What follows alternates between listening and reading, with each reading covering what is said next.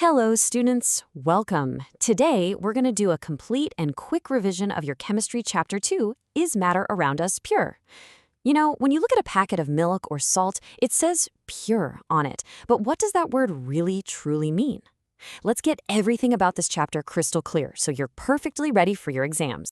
So let's start right there. Think about it. You see packets of pure ghee or pure milk. Now for us in everyday life, pure just means, well, that there's no adulteration. It means nothing extra or harmful has been added. But what if we put on our scientist hats? For a chemist, is milk actually pure? The answer, you'll find, is a big no. And here's why. This is the most important idea of the chapter. The difference is all in the definition. For us, pure means no mixing. But in chemistry, the rule is very, very strict. A substance is pure only if it is made of a single type of particle. That's it. So milk, which is actually a mix of water, fat, proteins, and so on, well, scientifically, it's a mixture, not a pure substance at all. All right, so here is our plan for this revision. First, we'll understand what pure matter really is. Then we'll look at mixtures. After that, a very important topic, solutions, colloids, and suspensions. Then we'll see how to separate mixtures, touch upon physical and chemical changes, and we'll end with a quick self-check for you. Okay, so let's start with our first topic. If things like milk and air are not pure, then what is? Well, in the world of science, pure substances are divided into two simple categories, elements and compounds. Think of it like this. Elements are like the basic alphabets of chemistry. A, B, C. You just can't break them down any further. Iron is iron. Oxygen is oxygen. That's it. Now, compounds are like the words you make with these alphabets. Two or more elements chemically combine in a fixed proportion. This part is so important. Water is always H2O. 2 parts hydrogen, 1 part oxygen. If that ratio changes, it's not water anymore. It's something totally new. Okay, so we're clear on pure substances. Now let's look at the other side of the coin, mixtures. And honestly, most things around us are actually mixtures. Now, please pay close attention here. This is a very common question in exams, the difference between mixtures and compounds. In a mixture, things are just, well, mixed, like nimbu pani. You can add more sugar or less sugar, the composition is variable. But in a compound, like salt, NaCl, the composition is always fixed. And the biggest difference? A mixture shows the properties of its parts, but a compound is a completely new substance with its own totally different properties. Now, even mixtures have two types. It's quite simple, actually. First is homogeneous. Just remember the word homo, which means same. When you mix salt in water, every single drop of that water tastes the same. The composition is uniform. You can't see the salt particles. The other type is heterogeneous. Hetero means different. Think of sand and water. You can clearly see the sand particles, and the mixture is obviously not the same throughout. It's non-uniform. All right, let's move on to what is probably the most crucial part of this chapter, and a topic where many students get confused. Let's make the difference between solutions, colloids, and suspensions perfectly clear. But first, have a look at this. Isn't that amazing? You might have seen this in real life, like when sunlight comes through a window into a dusty room, you can see the path of the light. This is called the Tyndall effect. It happens when the particles in a mixture are just big enough to scatter light. And this effect is going to be our secret weapon to tell the difference between these mixtures. So let's look at this table very carefully. First, a solution, like salt water. It's homogeneous, the particles are super tiny, so it's stable. They don't settle down. Next, a suspension, like muddy water. It's heterogeneous, particles are large, and they will settle down, so it's unstable. And now the interesting one, the colloid, like milk.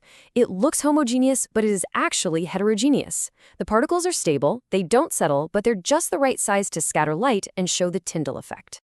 So, here is your exam trap alert. The simplest way to remember is this.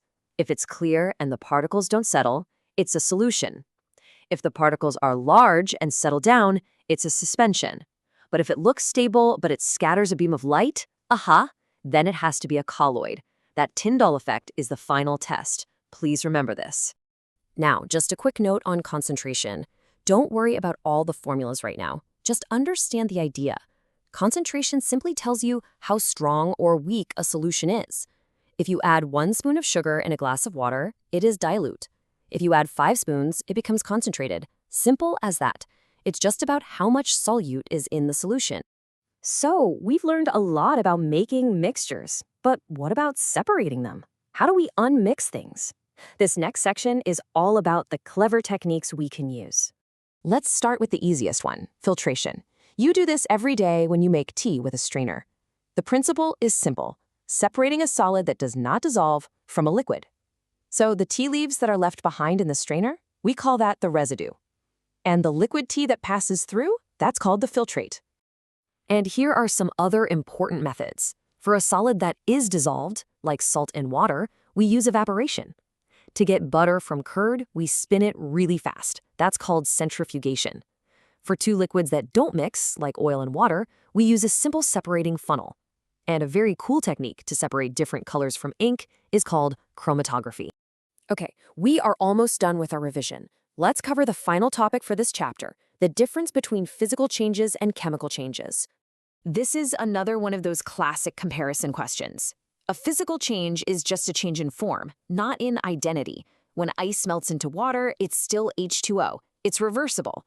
But a chemical change is different.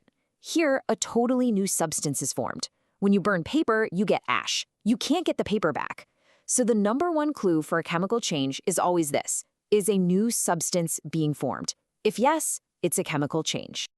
All right, let's do a super fast recap of everything.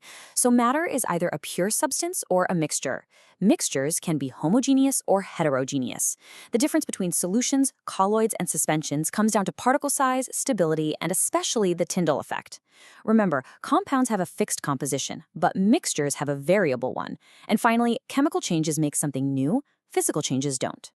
And with that, we have revised all the main concepts of this chapter. Now for the last step. It's time for you to check your own understanding and see if you are truly ready for your exams. Okay, I have a few questions for you. I will read a question and I want you to pause and think of the answer yourself. Ready? Number 1, how would you confirm that a colorless liquid given to you is pure water? The answer is, you would check its boiling point. Pure water has a fixed boiling point of exactly 100 degrees Celsius. Second question, which of these will show the Tyndall effect and why? A salt solution, milk, or a starch solution? The answer is milk and starch solution. Why? Because they are both colloids. Their particles are large enough to scatter light. Third question, classify these as physical or chemical changes: rusting of iron, dissolving salt in water, and digestion of food. Well, rusting and digestion are chemical changes because new substances are formed. Dissolving salt is a physical change. And the last question, give just one key difference between a mixture and a compound. The easiest one is that a compound has a fixed composition by mass, whereas a mixture has a variable composition. If you got these answers right, then you are in a very good position. Well done. Keep practicing, and I wish you all the very best for your exams.